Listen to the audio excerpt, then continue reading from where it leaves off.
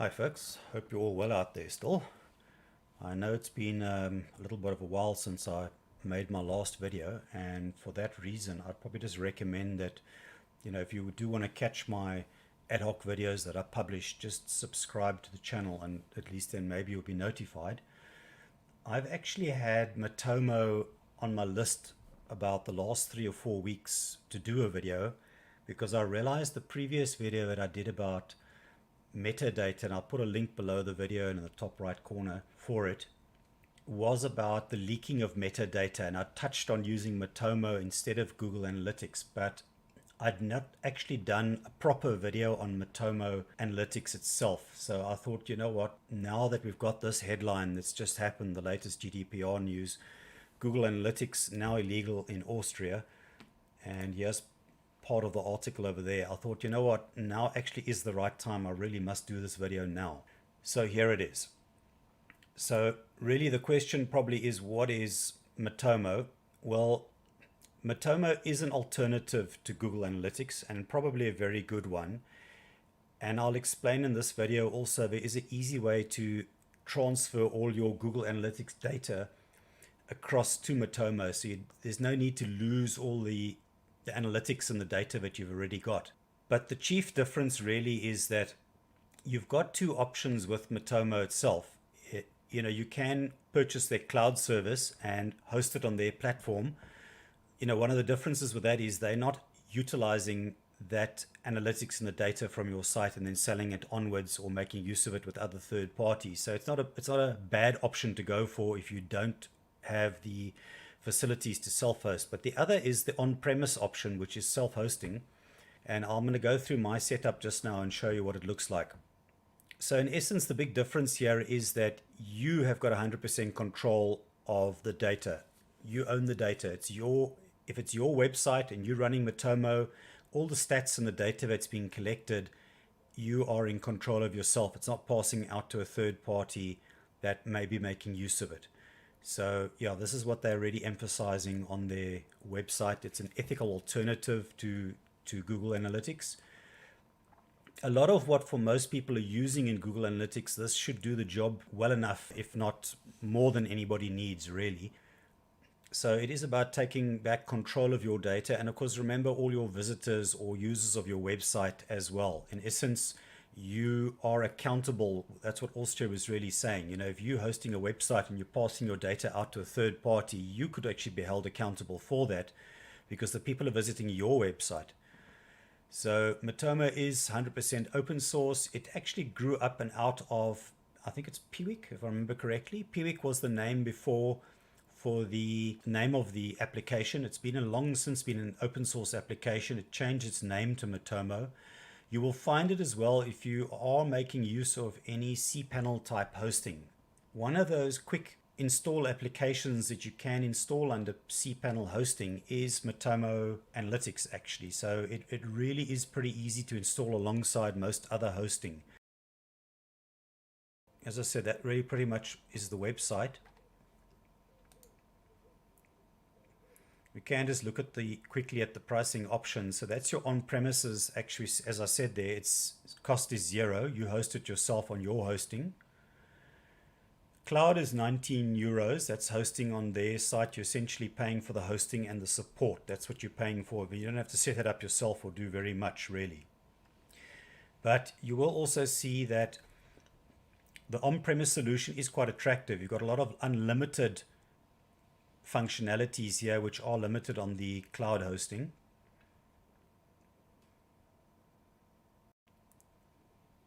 And that is all actually visible on their website as well. So I think without sort of further ado, let me go through then my hosting site.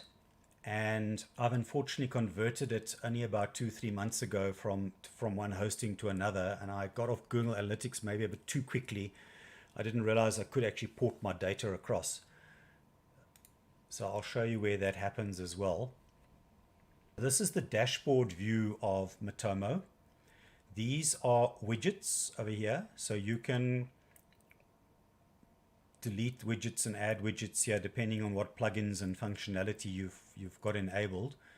You'll also notice that although it's the dashboard view, if you click here on websites, I've got, for example, 2 websites that are making use of Matomo Analytics. So Gadgeteer ZA is my main WordPress site, and then I've got a photo site running on Piwigo.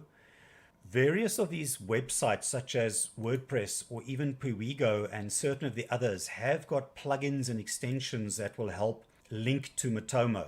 So you've got your Matomo hosting, which is what you're seeing here, and then the site which you're monitoring has some form of either an agent or a plugin running, or it has some JavaScript code or something else that's embedded in the headers. For example, this is my WordPress site, and you'll see I've actually installed the WordPress Matomo Settings plugin. This really means that I've got a bunch of options and things that I can just select and click and tick. And there's a couple more advanced things I can do with this, but the point is that I just install the plugin and I link it through this Connect service to my Matomo website. Done, finished, and it's ready to go. Piwigo is very much similar. There's a plugin available. So Matomo has got quite a lot of support in the various applications, especially the open source applications. If not, they give instructions. When we get to that relevant part, I'll show you on the site how you embed the tracking information or the JavaScript stuff if you want to. So on the dashboard view, like I said, you can switch between the sites over there if you want to. You can also then choose what period of stats are you looking at. So yes, I did unfortunately start this only in November, so I don't have a lot of stats at the moment. I've selected here at the moment the period of month, but you could make it year. You could put a custom range. You could have it by just this week if you wanted to, or just today. I'll select the default of month. This actually had defaulted to month, but what you'll also see on each widget is there's various things you can chop and change over here. So you can export the data into CSV, XML, JSON, RSS, whatever you want to do. You can also save it as an image. You can add annotations. For example, here is an annotation. I just put it in as an example. And you can change the period for the particular widget. As I said, this did default originally to months. And you'll see there it's now changed to a monthly. It's just a stat per month at the moment, but I can go back to weeks. And then it shows you the weekly figures. And obviously, if you're hovering over it, you can see there it's 2,133 visits that week to my site, 3,300, and whatever else there is there. This is where you change the period. This is now, because I'm in weeks, this is 26 weeks long, but you could make it 12 weeks long, for example. So yeah, really up to you. What I'm showing here, mostly the default widgets. So for example, visits in real time. This is showing you in the last 24 hours at 119 visits, and there were 174 actions. That is things like clicking or searching or doing things on the pages or on the site. In the last 30 minutes, there were 4 visits, and then it's showing you here the most recent visits as well. So for example, there was today, Thursday, January the 20th, 1820, that's South African time. It's a visit from the United States. There's not a lot of information there, so this guy's probably blocking certain information as well. Then things like this one is from China. It was on iOS using Safari browser. You can also see if there's a visitor profile. There's a bit more information like screen resolutions, iOS versions. I showed on the metadata leakage video a lot of how much of this type of information actually is available. Oh, sorry, it's Turkey, not China. And it'll also show you what pages the person has visited. I think if we go down, we might find, yes, somebody leaking a lot of information. So if I look at that one, there's probably a little bit more information there from Saudi Arabia. And then we've also they've got a bit of a gamification over here about just getting certain of your things activated and set up. There's also a visitors map. So this will be the period, in other words, January, showing you in terms of these colors, how many visits per country as well as a percentage. So you can get an idea of where your visitors are coming from. Then also, which are your popular page URLs, which are the ones being visited the most. and it's not necessarily your recent posts. It can be quite, old posts. That's by URL. Then there's also by page title, and then there's also by just country. There's some overview summary of the various visits and stats. So things like the maximum number of actions by one visit by one person was 206 actions.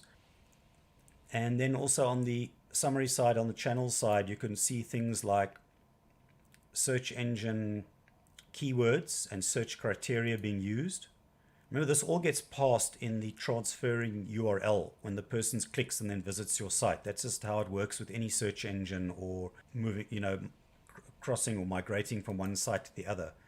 Social networks, I could see that most of my visits in January came from Twitter, then Facebook, which I've got 0 presence on, so somebody must have been sharing or retweeting or doing something on Facebook, LinkedIn, YouTube, Reddit, and so on. I'll show you also where you can set some of this up. And then also things like website referrals. So these are part of the referral URL that comes when the person clicks. This is my Google Blogger address. Some people are obviously actually watching it. Then SqueakMe is a Friendica site. Wikipedia, there must have been a link on a Wikipedia site of some sorts to my website, or a post or page on my site. And then various other sites as well. So that really is sort of pretty much what you're going to see on the dashboard view. On the visitor side, this is now information and overview about the actual visitors. Again, there's that overview we've seen and the stats we've already seen. The visitors log, this is where you could wind back to go and have a look at a particular entry, or you could filter by country or whatever you want to do here. But you could take, let me just see, here's somebody that's visited 2 pages. So you can see they've come into the open source self-hosted web bookmark service, and they've exited out of there as well. Let me just see. It's again the profile. You'll notice I'm not identifying specific IP addresses, just general locations down to city level usually. That was the real time that we also saw on the first one. We've seen the real-time map already. This is a bit of a breakdown on the location. You can see by continent, there is a total of 87 distinct countries, popularity by country, and then also by region. We've got visitors' devices being used. So the majority were on desktop, smartphone 903, tablet 68. This is again a lot of information that you're already sharing with your own browser. That's how this information gets to the site or to Google Analytics or wherever. Yeah, it seems to be you can also browse from cameras now as well by the looks of it, and car browsers. So, again, that information would be available. Then device models, you can see by generic desktop. Unknown means it is being blocked, which is good. iPhone, Google Nexus 5, Apple generic desktops, that sort of thing. Huawei, Nova 7. Then device by brand name, and then also screen resolutions. This can be quite important for developers, if you want to know what sort of size screen developers and so on are visiting your site. This is a breakdown of users' operating systems. So again, Windows 10 in the majority, followed by Linux, Android, Mac, so on. Browsers, Google Chrome.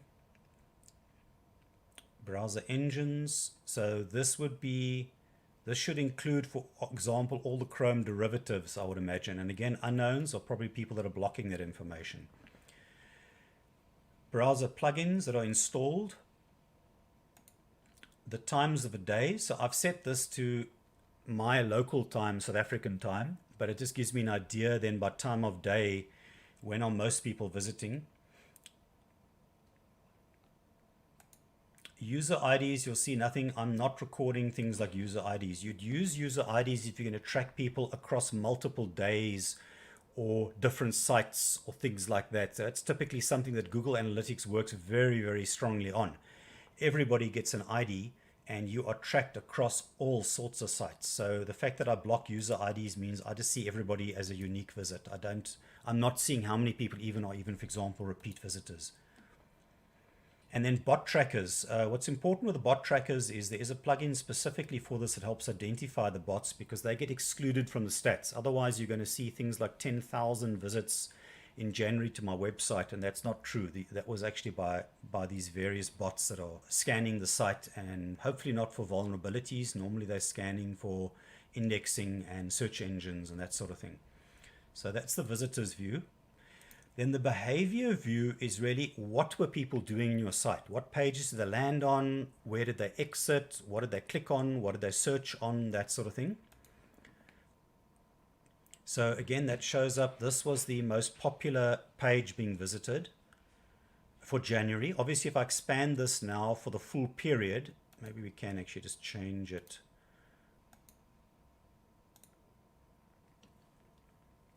Okay, this is a bit more complete. It's the whole of December and January, but you can still see this was a very popular site. It just gives an idea also of what sort of web pages, what posts are people actually interested in and are they coming to look at, because then maybe you want to do more of those, you know. What pages, these are the entry pages. In other words, this is what drew them to the site.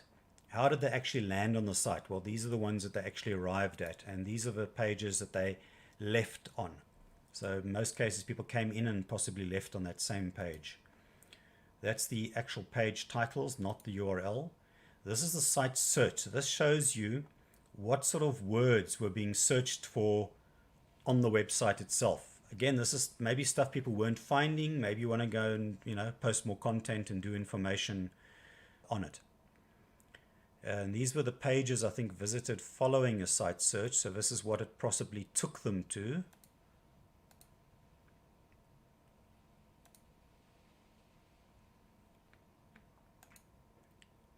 These are the various outlinks.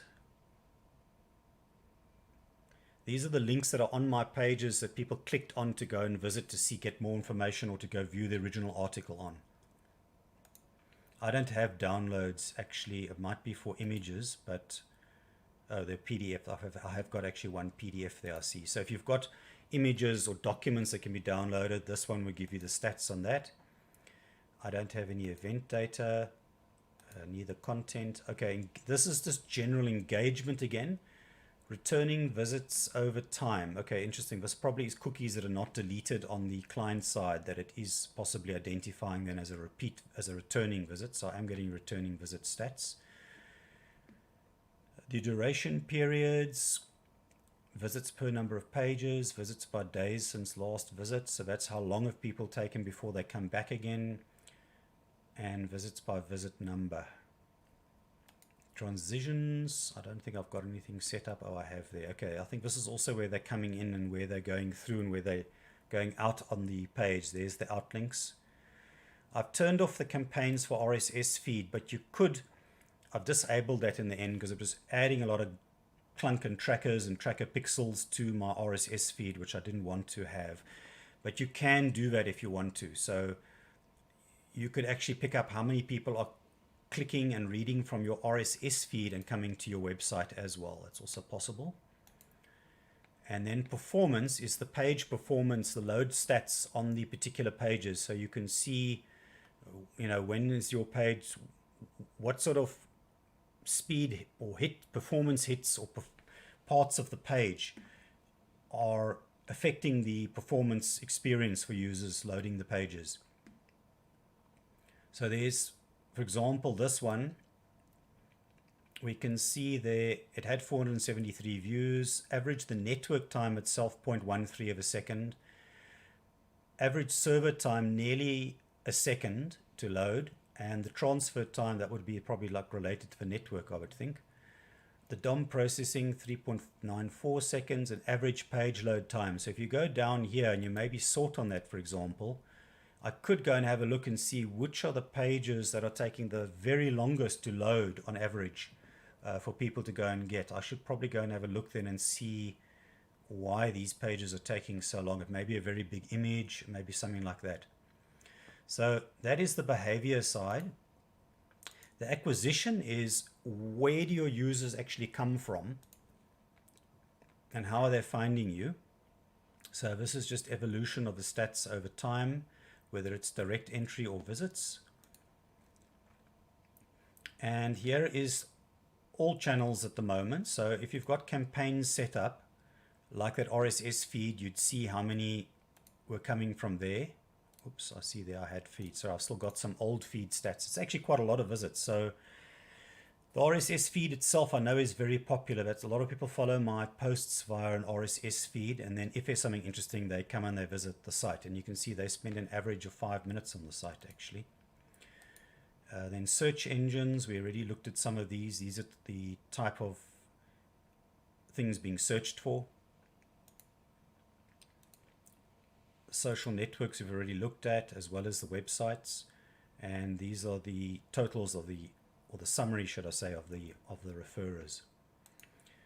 Then on search engines and keywords, it's again more of a drill in on the same thing. Remember here as well, you have got some settings you can set as well for all of these. These are all just basically widgets, and you can change a lot of this as well, you know, to suit what you want to see. You can export again, as I said before, and I think you can filter or search as well. So you could search within these results above to find something as well. I'm thinking DuckDuckGo is not going to leak very much anyway. No keywords defined. I think Bing leaks a little bit, doesn't it? No, well, one anyway, starting a WordPress site. Quant is also quite privacy orientated, so I think they are withholding a lot of that now. There is actually a paid plugin for more detailed search information, and we've already looked at these website referrals. I think it does give you some idea of where they're coming from on the site. I think Wikipedia, can't actually see much there at the moment. Social networks breakdown, that was my campaign feed, but you'll see it is disabled now. I've just started one, I think, for the URL. I thought I had actually, but it doesn't look like I have. I had actually, it might be under goals, sorry. So that's acquisition. You can also set goals though, based on things that you want to achieve. So you could have said, where the goals become important actually is around this thing like campaign tracking. The reason why people might want things like campaign tracking and to set this is things like pay-per-click adverts, display and banner adverts, that type of thing, where you've got to account if you've got adverts and things like that on your website, or you've got sponsors and advertisers, you may have to provide some statistics, for example, on how many people are clicking or coming back from a newsletter or from various social networks or other marketplaces, or that have clicked on a banner advert and so on. So in many cases, if you are doing sponsoring advertising commercially, then campaign tracking and goals is quite an important thing to look at. So I have set up, for example, I only did it today, so I've had no visits today, but I've basically set up one on my open source web page, and this will track now the number of people actually clicking on that page. If, for example, I had to show that, you know, what was the visitor rate that was seeing an advert, say, on that page. There aren't any adverts on my page, but you can add a new goal by just giving it a name, a description. You can say when visitors or whatever, visitor page title. So you could also use a string or pattern over here to determine whether people visit a whole bunch of different pages with titles that have got a certain name or parts of a name in it as well. Send an event, download a file, or even stay for longer than a certain amount of period. And if there is a value that's attributed to visits per page, you could also put it in so many cents per page, and it'll start sort of tracking it and giving you an idea of what sort of money you're getting out of it, really. So that's the goal side. The marketplace, so these are all the third-party and other plugins that are available for Matomo. Now, some of these are premium paid, like you'll see over here, from so much per year. This is also how Matomo makes their money. Remember, they're producing the software and supporting it and doing all that sort of thing. So some of these are obviously ways they make their money. And in other instances, it's third-party people that have produced a plugin that they want to sell possibly, but many of them are also free, and you'll see they'll just have an install like this. And I'll go down here just to give you an idea of sort of what is available. You used to have to define a specific IP to location to convert an IP address to know what city a person or country a person came from. But now there is actually a lot of the basic stuff is already in the site, which is good enough for most people. You don't really need to install that and configure it anymore. But there is one that I do want to show specifically when we get down to it, and that is the Google Analytics importer, because don't make the mistake I made. I'd set everything up, and in my haste I just completely deleted and fully removed all my Google Analytics that's got years of data, only to realize later on, oh, you know what, I could have actually just imported that summary stats anyway. So yeah, that was a bit sad. I lost all that.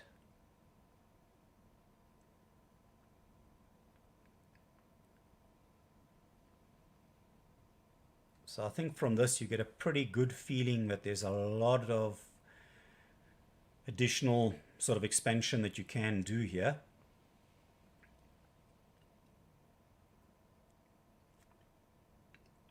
Okay, I seem to have actually missed the Google Analytics, but let me just do a quick search for it.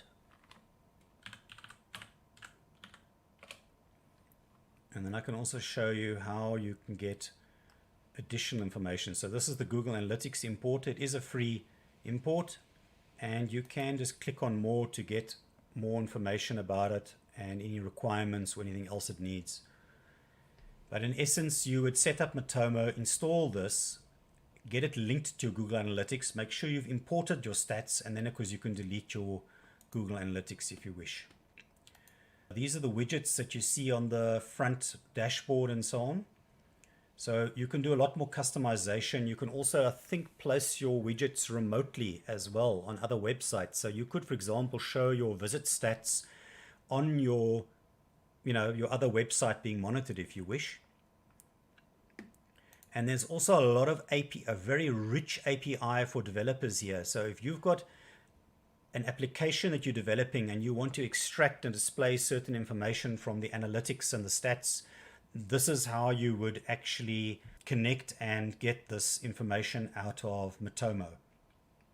And there's a real wealth, very good documentation as well, and API reference documents and that sort of thing. So that's all available there. And then the last thing under this view really is the diagnostic information. Obviously you want to see lots of green ticks, there. I don't have any tracking failures at the moment. What's also nice with the config file is instead of having to go down to a command line interpreter and open an editor and do things, you can actually edit Matomo's config file right here from the dashboard. But, just be aware though that if you do this, these config files, just be very careful what you're actually updating, because you can of course break the system. You've also got your brute force log here. If you've got your brute force log blocking on, it will show you what IPs are currently blocked. And then device detection. I think this is where you can set up your strings, your user agent strings and so on as well. So yeah, that's pretty well much that part of it. I think the only other thing I really want to go through a bit is to show you some of the administration settings. This is sort of the dashboard view, if you want to call it that, of the administrator side. And you've got quick links like add another website or add another user, a Matomo user, to log in and make use of the stats. And you could set these up, of course, also as view only or fellow administrators or whatever the case is. You've got a summary, system check, and they just advertise again some certain of the premium features here you might be interested in. Under personal settings, you've got really just, clock times, email address, what you want to see by default on the dashboard, everything, or just a specific website, and report date to load by default. Normally I just look at yesterday. Then on security, that would be obviously if you wanted to change your password, setting up your two-factor authentication and authentication tokens. Then you can also set up reports that can be emailed to you daily, weekly, monthly, or whatever the case is. and you're just going to give your report a name. You're going to choose what segment you want there, whether it's going to be weekly, monthly, daily. Sorry, that's the when it's going to be sent to you, weekly, monthly, daily. And this will be whether it's going to be a weekly report or a daily report or monthly report or yearly or whatever. And you can send it by email or mobile if you've got mobile. It basically connects with two bulk SMS services. You can say what time of the day the report will be sent. I've got it at 2 a.m. at the moment.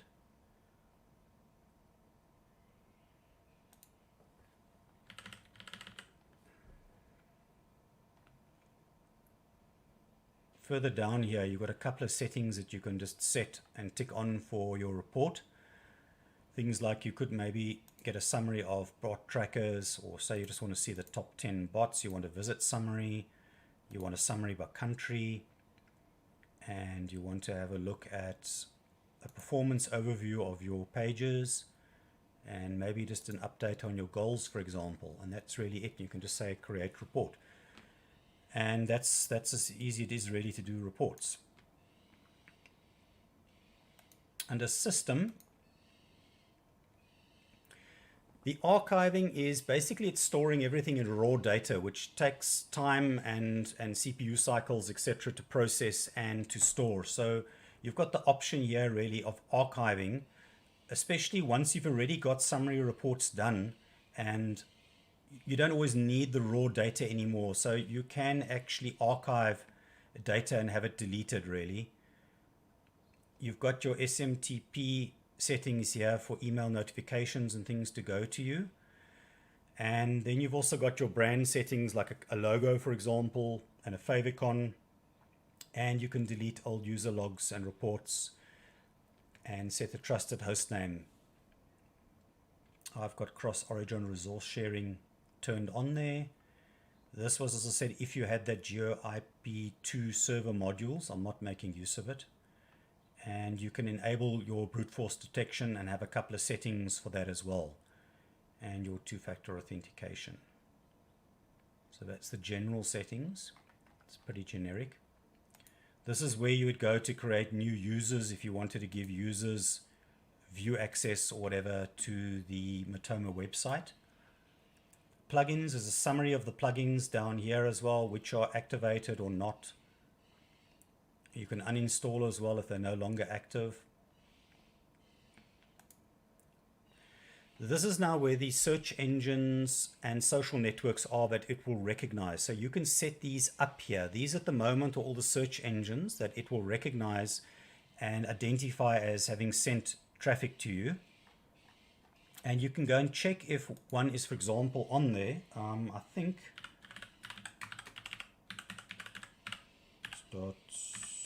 .brave.com, for example. You can say check URL, and yes, it has got it already identified. Actually, it's detected as Brave. It's already in here. But you could also go and add them as well if if it's not one of the recognized ones below here. And on the social network side, these are all the various social networks. So this is, for example, where you'd go and add a new social network with a name, and you just give the hostname address. And I've added quite a few custom ones here.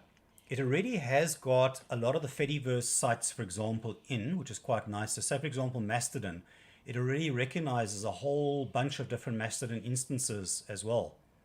But if they weren't, you could, like I said, go add those yourself if you want to. Pinterest, Telegram, and that sort of thing over there as well. So this just helps build up your, more meaningful stats if you're looking at your dashboard. On the geolocation side, as I said, if you choose this option, which is good enough for most people, then it's not going to need really any further configuration. That's really it. If you wanted to choose the more detailed one with third-party geolocation stats, which are far more detailed, some of these you've got to subscribe to a service, an external service, and you've got a lot of configurations sometimes you have to do as well. And for the one I'm using, I have got it at the moment. It does update every week anyway. I'm not using the ISP database, but if you wanted to, you could track also by ISP service provider where people were coming from or who their service provider is. This will be for mobile messaging if users wanted to manage their own SMS provider for notifications and so on. Then they have got these two providers, bulk SMS providers, that are already in there at the moment. The bot tracker, this is just giving you an idea, I think, of the bots that are being tracked. Detects bots and spiders and counts their visits without tracking them in the visitor log. So the ones that are identified that are in here will be excluded from your visit stats. So if you do find you're getting abnormally high hits from a specific bot and it's not in this list, then you can go and add it here as well. You can see there under new at the bottom. Privacy settings. So this will be of interest, of course, to GDPR located users in Europe or anywhere else as well. You can first of all generalize just anonymized data. So I do have set the anonymized visitor's IP address. I've got IP addresses anonymized to 2 bytes, which is sort of a close enough indication to give a city, but not really to pinpoint or to, identify individual users and that sort of thing. You can also fully mask if you wanted to. And if you were tracking things like user IDs and you were sharing this still with other people or other users or viewers, you could also replace the ID number specifically with pseudonyms. That would also help just, I suppose, obscure information. Because, for example, with the WordPress plugin, you could pass through the login name of that user through to Matomo. And then on this side in Matomo, you'd be identifying that person by name. That's a case where you might want to tick on and anonymize the order ID. You can also turn on force tracking without cookies. In other words, this overrides the user's cookie settings, but that's not nice, so we don't do that. So you have got some options though. I just want to check here. Don't anonymize the referrer. Oh, this is just the referring URL. I do want to know, actually, like I said, where a person comes from Google search or they're coming from Twitter or whatever the case is. So you can also anonymize that as well if you wanted to. You could regularly delete old raw data, the aggregated report data as well. And this is just anonymizing older data.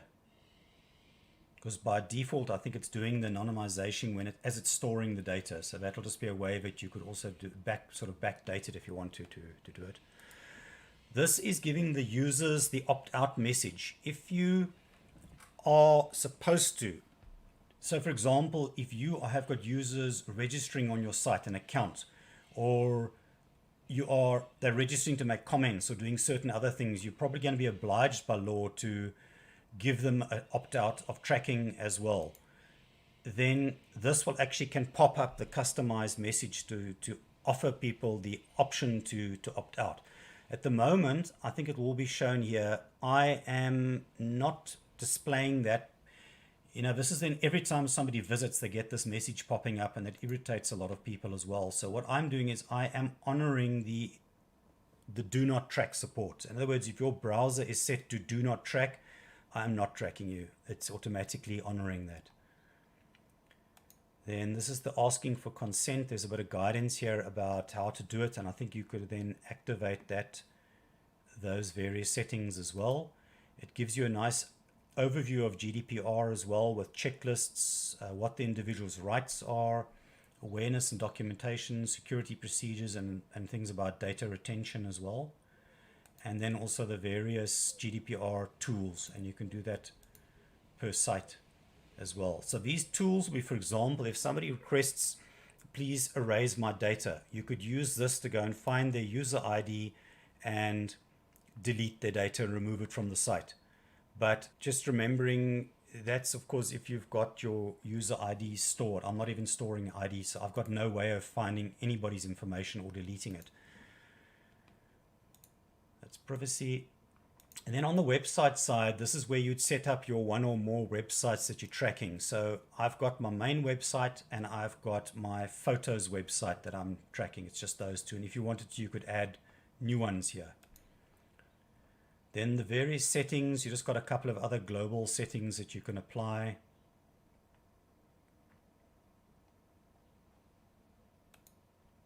this is where you'd get your tracking code, or you would set up the tracking for the website. So if there was a plugin, the plugin would help connect anyway. You probably wouldn't have to worry about this at all. But if, for example, the site that you want to track stats on or data on doesn't have a plugin or any other easy way of connecting, then you'd look at things like, say, JavaScript tracking.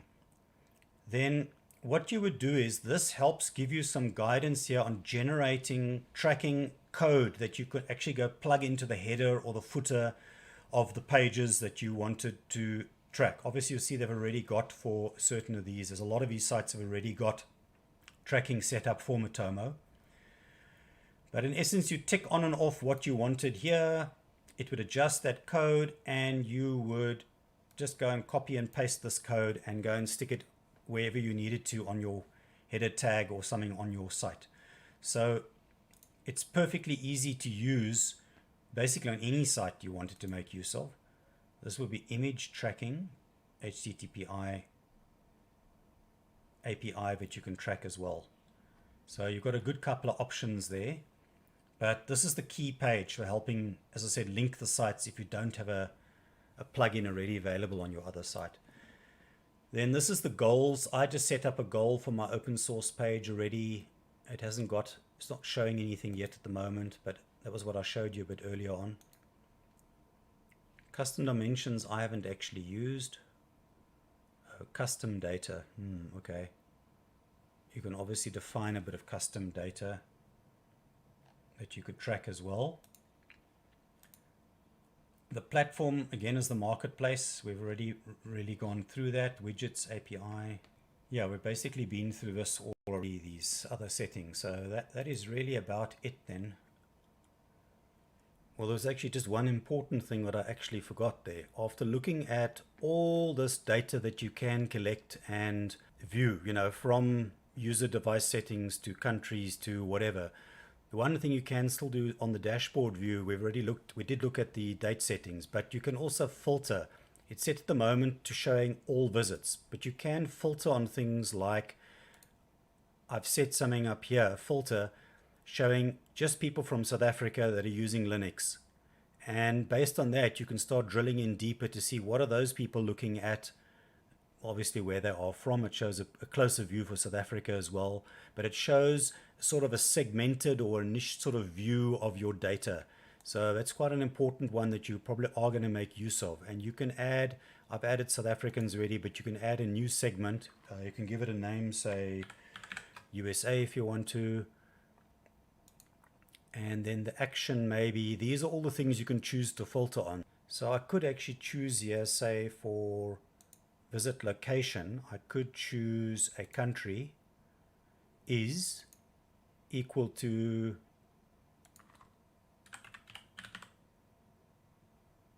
well, now where's United States? USA. Okay, there is something a bit odd. I did have to choose a country code for South Africa for some reason as well, equal to ZA, not South Africa. But okay, let me just take United Kingdom instead then. There we go. And you can make an AND condition. So it'll be everybody from United Kingdom and say, let me see, well, you could choose any of these things. You could choose by event. We've done location. You could, like I've already chosen, you could choose by device model, for example, is iPhone. It'll be iPhone users from United Kingdom.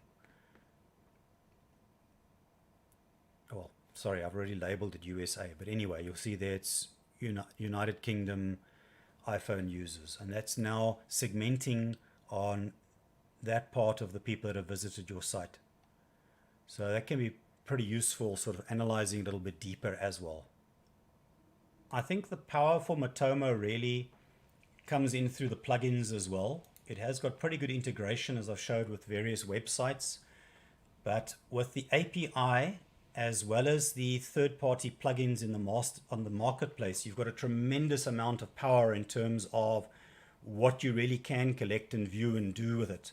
So it's really up to you, I suppose, to decide how much and how little and what sort of overview you want. But I've been very, very happy with it. I've been using it for a little while now, and for my purposes, certainly as a general blogger and that sort of thing, it's been more than good enough for me to make use of it. You know, at the end of the day, it really is respecting people's privacy more, and you're not sitting with that issue where your data or their data is being shared out to third parties, and you've got no control over where it's going and what's been done with it. So yeah, I hope it helped you a bit and gave a little bit of an overview of Matomo, and I'd certainly recommend it. I'm a happy user.